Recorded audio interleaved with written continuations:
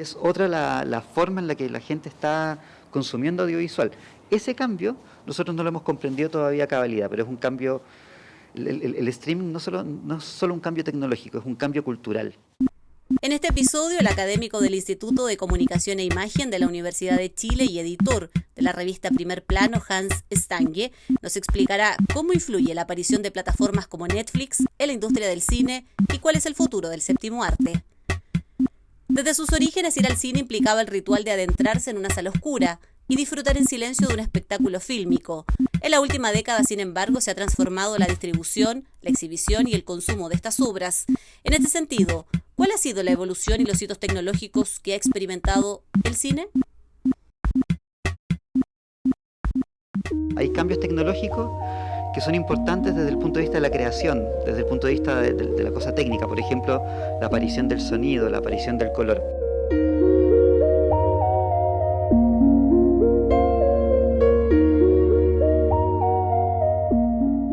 Pero hay cambios tecnológicos que afectan la manera en que se hace cine, y lo más importante, dado que el cine es un arte que utiliza tecnologías industriales, ¿cierto? Es un arte propio de las sociedades masivas, modernas, son cambios tecnológicos que modifican la industria cinematográfica, la manera en que se distribuye y se consume el cine por parte de las audiencias.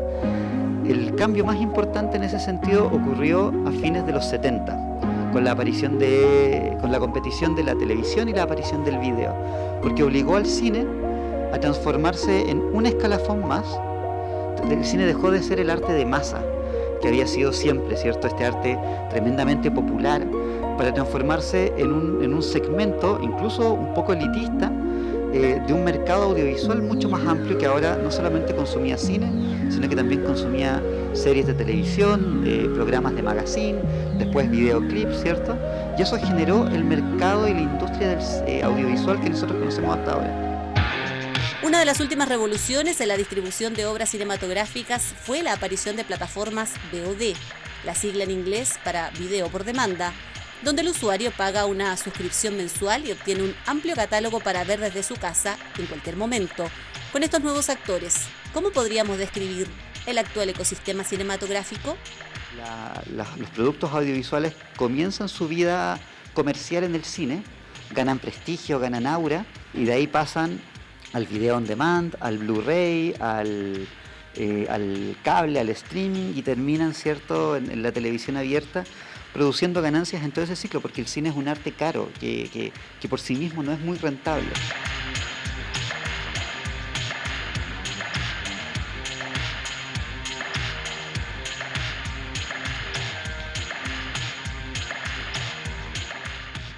Pero en asociación con todo esto, sí se vuelve tremendamente rentable. Y eso hizo además que los estudios de cine fueran comprados o se incorporaran a grandes conglomerados de negocio, que incluían cine, televisión, tecnología, ¿cierto? Que son las grandes industrias audiovisuales que nosotros conocemos hoy día. La más grande es Disney, ¿cierto?, que tiene sus estudios cinematográficos, tiene canales de televisión, es dueña de Discovery, tiene parques temáticos, es decir, no es solo un estudio de cine, sino que es el cine como un componente más de un gran conglomerado audiovisual. Muchas veces se ha anunciado la muerte de la industria cinematográfica, pero ¿qué cambios provoca la aparición de plataformas de streaming como Netflix, HBO Max, Amazon Prime o Disney Plus? El streaming lo que está haciendo hoy día es cambiar precisamente eso. Es un cambio radical porque está alterando el mecanismo. Primero está alterando los modos de producir las películas y de producir en general los objetos audiovisuales, pero también está alterando la manera en que estos llegan, se distribuyen y son consumidos por los espectadores. Y está alterando entonces las relaciones que había entre las distintas personas, entre los distintos actores en esta cadena de producción, ¿cierto? Ya no hay en donde está el productor le vende la película al distribuidor, el distribuidor se la vende al exhibidor. Hoy día Netflix, por ejemplo, es productor y es inmediatamente exhibidor y no requiere distribuidor porque tiene la tecnología tanto para producir películas en formato digital como para distribuirlas a todos los suscriptores de digamos, de su plataforma. Entonces, es otro el modelo de negocio, son otros los porcentajes, son otros los costos. El streaming no es solo un cambio tecnológico, es un cambio cultural.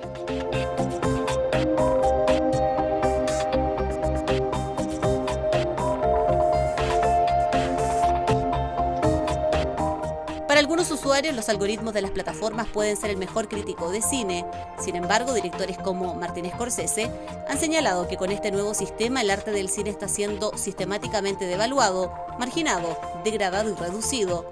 ¿Efectivamente esta nueva forma de distribución puede afectar las decisiones creativas de los autores? Sí, ciertamente puede tener cambios creativos.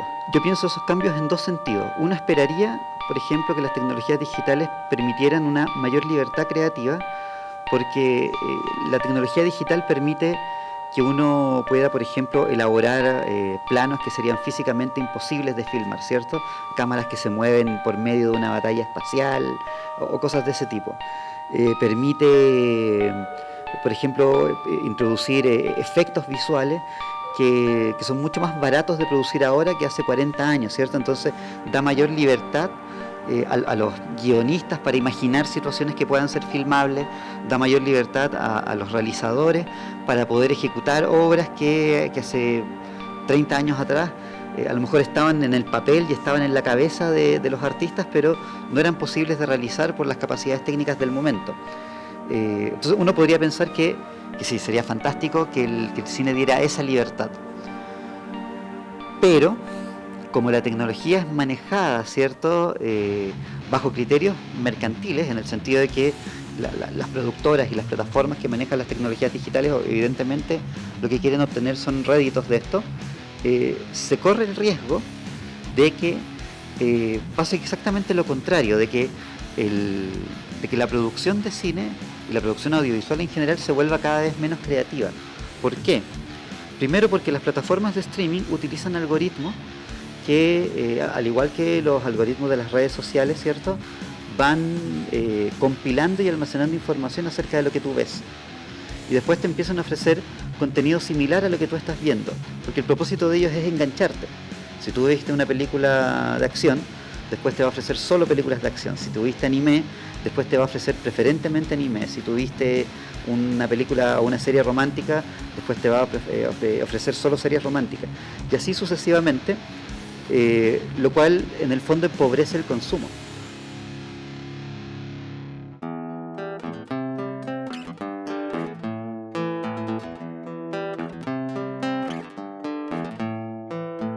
Eso a su vez tiene un correlato en el ámbito productivo, que es un correlato, por ejemplo, que nosotros ya vemos hoy día de manera muy importante en las producciones animadas de Japón y de Corea, pero que es una práctica que se está extendiendo cada vez más en Estados Unidos, por ejemplo.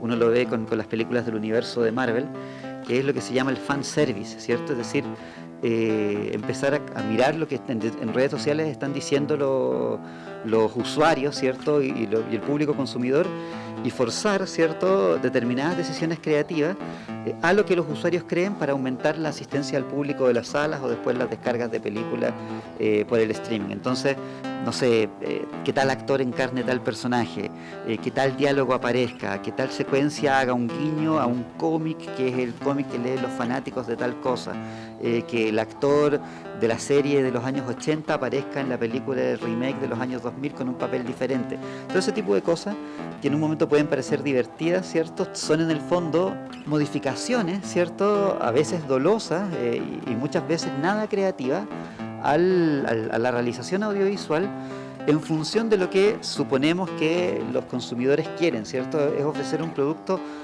a la medida del consumidor.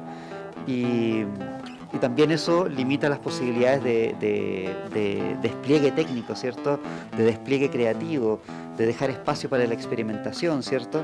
Cuando yo esfuerzo a un realizador a que haga algo de acuerdo a los gustos de la audiencia, y no le dejo libertad, por ejemplo, para que desarrolle una visión personal. Un poco, cuando pasan ese tipo de cosas, uno dice, aquí la tecnología audiovisual podría estar al servicio de un despliegue creativo, pero lo más probable es que esté más bien al servicio de una racionalidad comercial. Con estos nuevos avances y la constante fusión de grandes empresas como por ejemplo Disney y la legendaria 20th Century Fox, ¿cómo se proyecta el futuro del cine industrial? Una parte del cine se va a integrar a un nuevo modelo encadenado de producción, ¿cierto?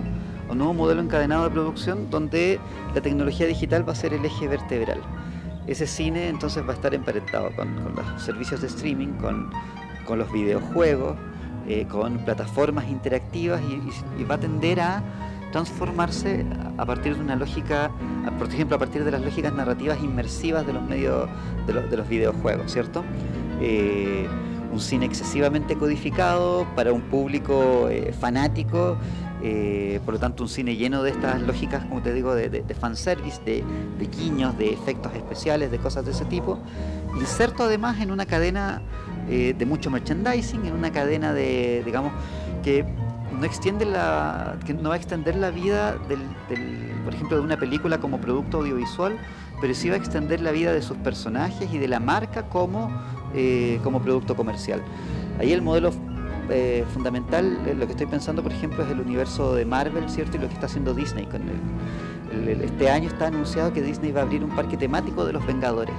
Entonces piensa tú, las películas, los muñecos, los videojuegos, los guiños que se hacen entre una película y otra con estas escenas postcréditos, ¿cierto? Eso ahora llevado a un universo cinematográfico, ficcional, que también está integrado por series de televisión. Y esas series de televisión pasan directamente al streaming exclusivo de Disney, y después tú vas a complementar todo eso con la experiencia de viajar a Miami y estar en el parque temático. O sea, es el circuito completo. Una parte importante del cine va a ir hacia allá, se va a transformar en un gran espectáculo digital interactivo.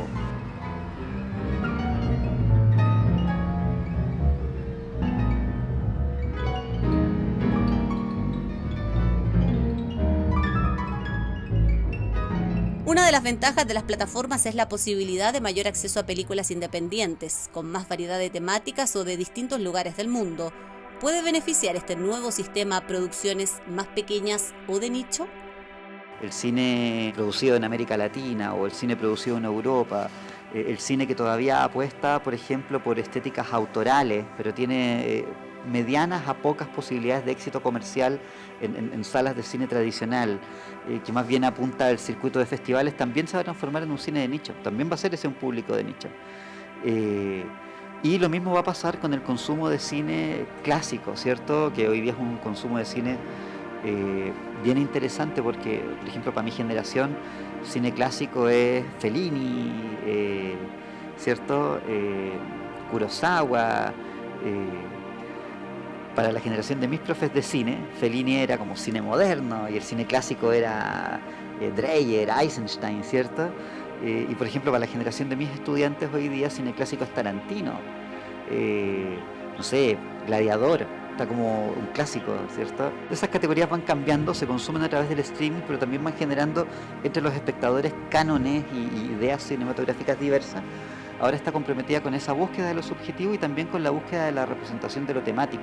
Cine sobre racismo, cine feminista, cine sobre migración, cine que recuente la historia de por ejemplo, de los pueblos originarios. Ese cine, que probablemente va a desaparecer de las salas comerciales, va a encontrar un nuevo nicho, por ejemplo, en las instituciones educativas.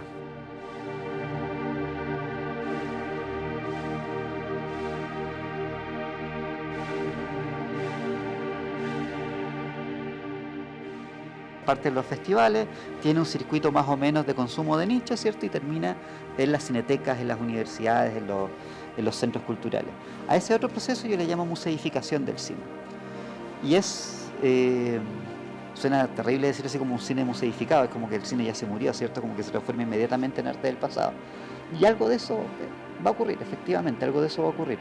Pero no es lo único que va a ocurrir, porque la museificación también significa transformar a ese cine o darle a ese cine un valor patrimonial, también significa darle a ese cine un valor cultural como, por ejemplo, como objeto de protección, que es algo que harta falta nos hace aquí en Chile.